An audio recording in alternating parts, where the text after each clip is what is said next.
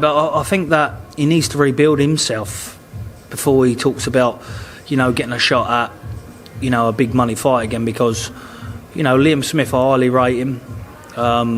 Great man, great family man, all the Smiths really, get on well with them. But Liam come up from 154, where Eubanks come down from 12 stone, he's boxed at 12 stone before, and, he was expected to win. And that's the problem in this game. When you're expected to win and you don't win, it's a rebuilding progress. And, the age of him at the moment, what's he, 33, 32, 33? Not world champion, never been world champion, never will. He never, ever, ever will lift a world title, that's for sure. I've always said that from day one, because he hasn't got the IQ to be world champion. And I think Liam Smith certainly put a cap on that. He's brought in David Hay now to kind of mentor him even further, obviously with Roy Jones Jr. What do you make of that move? Can I ask you, what's David Hay going to do with him? David Hay is going to do absolutely nothing with him. That's all it is. David Hay, Roy Jones Jr., what are they going to do with him? What are they going to learn him? What his own dad couldn't learn him. His own dad couldn't. But if someone hasn't got it, they haven't got it. And he has not got it. And what he fails to realise is now, he's been boiling his body down to 11 stone 6. That takes its toll out of him. He's 33-year-old, he hasn't got the engine he used to have, and he hasn't got a boxing brain now. So he's slowed down. And people, who's, not on world level, will start having a chance against him. They're talking about this Conor Benn fight. Obviously, I know Conor Benn, so I don't really want to speak about Conor Benn. We've spoken about him a lot, but he has to go through his process. But does he have a chance? Does he beat Conor Benn convincingly? Does Conor beat him? How do you see that fight if it does happen in the near future?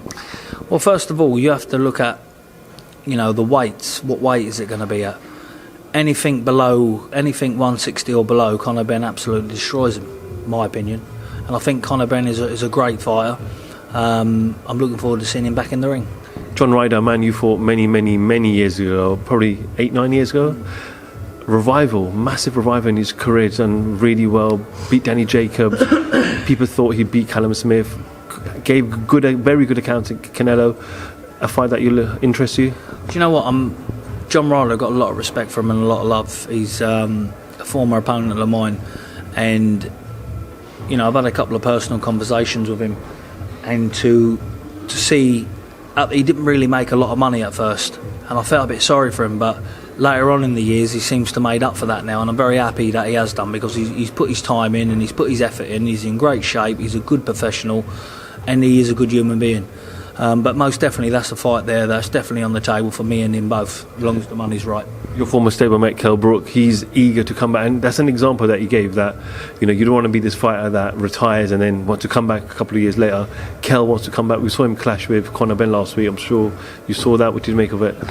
Yeah, look, I think that's a great fight for the fans, them two. Both personal mates of mine. Conor's got the youth, Brook's got the experience.